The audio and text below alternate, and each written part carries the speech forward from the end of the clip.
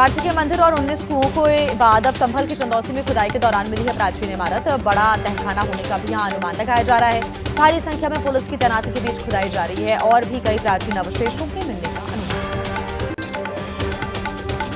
संभल के चंदौसी इलाके में अतिक्रमण के खिलाफ अभियान भी जारी। प्राचीन महादेव बिहारी मंदिर की जमीन पर जेसीबी मशीन के जरिए हटाया जा रहा अतिक्रमण। लक्ष्मणगंज इलाके में है महादेव का ये मंदिर। यूपी के एक शहर में मिला प्राचीन मंदिर। बुलंदशहर के मुस्लिम बहुल इलाके में जर्जर हालत में मिला मंदिर। विश्व हिंदू परिषद के कार्यकर्ताओं ने साफ सफाई की। बताया जा रहा है कि 1992 में दंगों के बाद मोहल्ला छोड़कर यहां से हिंदू चले गए थे। संभल में कार्तिकेय मंदिर मिलने पर स्वामी रामभद्राचार्य ने कहा, एकजुट हो हिंदू, जहां भी हमारे अवशेष हैं हमें अपना हक लेना है। मंदिरों को लेकर मोहन भागवत के बयान को बताया है अदूरदर्शी। एसपी सांसद जियाउर रहमान बर्क को बिजली विभाग का नोटिस। बिजली चोरी मामले में 1 करोड़ 91 लाख रुपए का जुर्माना 15 दिन के अंदर भरना होगा। यूपी के गोरखपुर में जनता दर्शन लगाकर सीएम योगी ने फरियादियों से सुनी उनकी समस्याएं। सीएम ने अधिकारियों को जल्द परेशानी दूर करने का निर्देश भी दिया है। जमीन पर कब्जे और लोगों के इलाज में लापरवाही के मामले में सख्त दिखे सीएम योगी।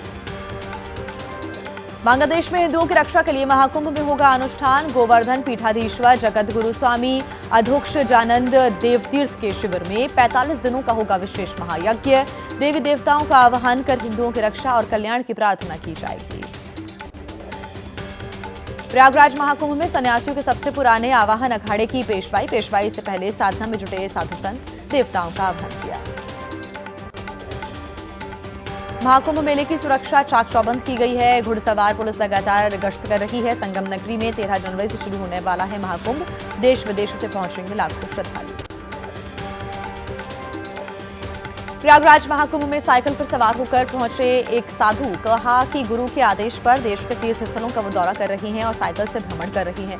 उज्जैन में महाकालेश्वर के दर्शन के बाद अब पहुंचे प्रयागराज। पीएम मोदी ने कुवैत में गल्फ स्पिक लेबर कैंप का दौरा किया। भारतीय कामगारों से संवाद किया। कहा, आपकी कर्मठता आपकी असली पहचान। भारत के 140 करोड़ लोगों के लिए मेहनत करता हूं। पीएम मोदी के 2 दिवसीय कुवैत दौरे का आज दूसरा दिन है। आज बयान पैलेस में दिया जाएगा उन्हें औपचारिक गार्ड ऑफ ऑनर। सुरक्षा और साझेदारी सहित कई मुद्दों पर समझौते होने की उम्मीद है। आगरा के फूलपुर इनियातपुर गांव में बच्चों की साइकिल को लेकर विवाद हुआ, जिसमें 2 पक्षों में जमकर पत्थरबाजी हो गई। पत्थरबाजी का वीडियो सोशल मीडिया पर वायरल। पुलिस ने 6 लोगों को गिरफ्तार किया। मध्य प्रदेश के बड़वानी में महाराष्ट्र से इंदौर जा रही बस में लगी भीषण आग। ड्राइवर की सूझबूझ से समय रहते सभी यात्रियों को सुरक्षित बाहर निकाला गया। फायर ब्रिगेड ने आग पर काबू पा लिया है। नोएडा के सेक्टर 65 में आग का तांडव देखने को मिला। इलेक्ट्रिक कंपनी के बेसमेंट में आग लगी। आग बुझाने में दमकल के साथ गाड़ियां जुटी हुई हैं। पुलिस प्रशासन भी मौके पर मौजूद है। जम्मू कश्मीर के बारामूला में उरी इलाके में एक घर में भीषण आग लग गई। पूरा घर जलकर हुआ खाक। आग से लाखों का नुकसान हुआ है। फायर ब्रिगेड की टीम ने आग पर काबू पा लिया है। राजस्थान के नागौर में अनियंत्रित होकर एक गाड़ी पलट गई। 3-4 बार पलटने के बाद गाड़ी में आग लग गई। गनीमत रही कि हादसे के बाद कार में सवार सभी लोग सुरक्षित बाहर निकल गए। पंजाब के मोहाली में 3 मंजिला इमारत धराशायी हुई। मलबे में एक और शव निकाला गया है बाहर। अब तक 2 लोगों की मौत की जानकारी। कई और लोगों के दबे होने की आशंका है। मौके पर राहत बचाव कार्य जारी है। मोहाली इमारत हादसे में रेस्क्यू में जुटी हुई एनडीआरएफ और सेना की कई टुकड़ियां। मलबा हटाने के लिए मशीनों और जेसीबी का सहारा लिया जा रहा है। इंजीनियर टास्क फोर्स भी घटनास्थल पर इस वक्त मौजूद है। मोहाली में बिल्डिंग के ग्राउंड फ्लोर पर जिम था। इमारत के मालिकों परविंदर और गगनदीप सिंह के खिलाफ मामला हुआ दर्ज। धारा 105 के तहत गैर इरादतन हत्या का मामला दर्ज किया गया। दिल्ली विधानसभा चुनाव से पहले केजरीवाल का बड़ा ऐलान। दिल्ली में कल से महिला सम्मान योजना और संजीवनी योजना के लिए शुरू हो जाएगा रजिस्ट्रेशन। महिला सम्मान योजना से महिलाओं को मिलेंगे 2100 रुपए। संजीवनी योजना से बुजुर्गों को मिलेगा मुफ्त इलाज। रोहिंग्याओं के खिलाफ दिल्ली पुलिस की बड़ी कार्रवाई। पुलिस ने 175 अवैध बांग्लादेशियों की पहचान की है। सभी बांग्लादेशी नागरिकों को वापस भेजने की तैयारी है। दिल्ली पुलिस की जनता से अपील, किसी भी संदिग्ध की जानकारी अगर है तो पुलिस को सूचित करें।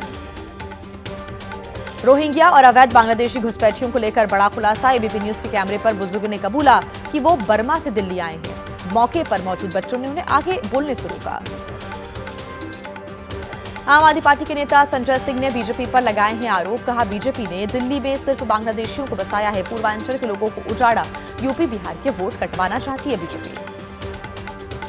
दिल्ली के एलजी विनय कुमार सक्सेना ने साफ सफाई को लेकर दिल्ली सरकार पर सवाल खड़े किए। गंदी नाली और सीवरों का video social media platform x पर पोस्ट किया। लिखा, कई इलाकों में बुनियादी सुविधाओं का घोर अभाव है। कल एलजी ने दक्षिण दिल्ली का दौरा किया था। जम्मू कश्मीर के सोपोर इलाके में सुरक्षा बलों ने 2 आतंकियों को गिरफ्तार किया। रशीद अहमद भट्ट और साजिद इस्माइल की गिरफ्तारी हुई है। आतंकियों के पास से 1 पिस्टल गोलियां, 2 ग्रेनेड बरामद।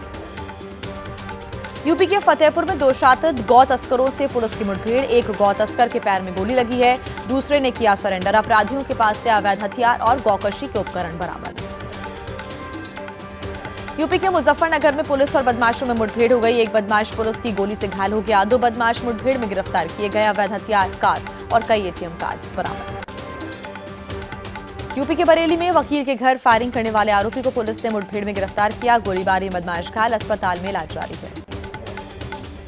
आज यूपी के कई जिलों में कराई जा रही है यूपीपीएससी की प्री परीक्षा। सभी परीक्षा केंद्रों पर सुरक्षा के खास इंतजाम है। 2 पालियों में कराए जा रहे हैं एग्जाम। आज समाजवादी पार्टी के राष्ट्रीय अध्यक्ष अखिलेश यादव जाएंगे फिरोजाबाद। श्री भगवद गीता कथा में शामिल होंगे। तो वहीं मैनपुरी के पूर्व विधायक राजू यादव ने कराया है ये आयोजन। राहुल गांधी भी महाराष्ट्र के परभणी का दौरा करेंगे। सोमवार को सोमनाथ सूर्यवंशी के घर पर जाएंगे, परिवार से मुलाकात करेंगे। पुलिस कस्टडी में सोमनाथ की मौत होने का आरोप है।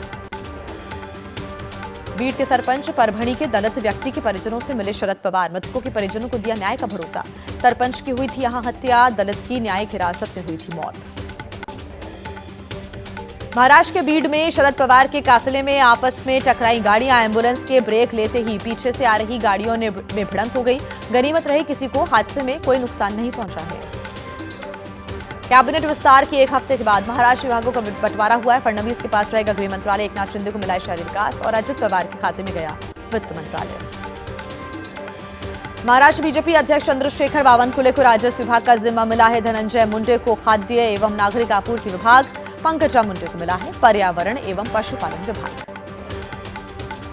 एकनाथ शिंदे के करीबी संजय शिरसाट को मिला है सामाजिक न्याय विभाग। चंद्रकांत पाटिल को उच्च एवं तकनीकी शिक्षा, नितेश राणे को मिला मछली एवं बंदरगाह विभाग। अकेले बीएमसी चुनाव लड़ सकती है शिवसेना यूबीटी। संजय राउत ने कहा है कि महाविकास अघाड़ी में बातचीत जारी है, लेकिन कार्यकर्ताओं का अकेले चुनाव लड़ने पर है जोर। पंजाब में हुए नगर निगम के चुनाव के नतीजे सामने आए। लुधियाना के 95 में से 41 वार्ड्स पर आम आदमी पार्टी का कब्जा हुआ। दूसरे नंबर पर रही कांग्रेस 30 वार्डों में जीती है। तीसरे स्थान पर रही बीजेपी को 19 सीटें मिली हैं। जालंधर नगर निगम के 85 वार्ड्स में से 38 पर आम आदमी पार्टी, 25 सीट पर कांग्रेस जीती है। बीजेपी को मिली 19, बीएसपी को 1, निर्दलीय प्रत्याशी 2 सीट पर जीते। देश की आजादी को लेकर बिहार के राज्यपाल राजेंद्र आर्लेकर का बयान। कहा, सत्याग्रह की वजह से नहीं बल्कि हथियार देखकर भागे थे अंग्रेज। बिहार चुनाव में एनडीए गठबंधन के चेहरे पर बोले मंत्री रत्नेश सदा, ये महाराष्ट्र नहीं बिहार है। नीतीश कुमार का ही रहेगा फेस। विधानसभा उपचुनाव में सभी वर्गों ने साथ दिया। आरजेडी नेता तेजस्वी यादव का बयान। सरकार बनते ही 200 यूनिट मुफ्त बिजली, महिलाओं को मिलेंगे 2500 रुपए। कहा, बीजेपी महंगाई बेरोजगारी की बात ही नहीं करती। जीएसटी काउंसिल की बैठक में मेडिकल टर्म इंश्योरेंस की जीएसटी में कटौती का फैसला टला। पुरानी इलेक्ट्रिक गाड़ियों पर खरीद बिक्री पर 18% जीएसटी। आसान होगा छोटी कंपनियों का रजिस्ट्रेशन का प्रोसेस। तेलंगाना विधानसभा के अंदर उठा हैदराबाद के संध्या थिएटर में हुए हादसे का मुद्दा। विधायक अकबरुद्दीन ओवैसी ने अल्लू अर्जुन को कटघरे में खड़ा किया। कहा, हादसे की जानकारी मिलने पर भी मुस्कुरा रहे थे अल्लू अर्जुन। संध्या थिएटर में हुए हादसे पर बोले अभिनेता अल्लू अर्जुन। कहा, मेरे बारे में फैलाई जा रही है गलत सूचनाएं। पीड़ित परिवार से लगातार करता रहा हूं बातचीत। कहा, यह बहुत दुर्भाग्यपूर्ण घटना थी, परिवार के प्रति मेरी संवेदना। तेलंगाना के सीएम रेवंत रेड्डी का बयान। कहा, पुलिस की इजाजत न मिलने के बाद भी पुष्पा 2 की स्क्रीनिंग में शामिल होने के लिए पहुंच गए थे अल्लू अर्जुन। 4 दिसंबर को हैदराबाद में हुई थी भगदड़ में महिला की मौत। तेलंगाना के मंत्री कोमाटी रेड्डी वेंकट रेड्डी ने किया अस्पताल का दौरा। थिएटर भगदड़ में घायल हुए बच्चे श्री तेज के स्वास्थ्य के बारे में जानकारी ली और बच्चे के पिता को सौंपा 25 लाख रुपए का चेक।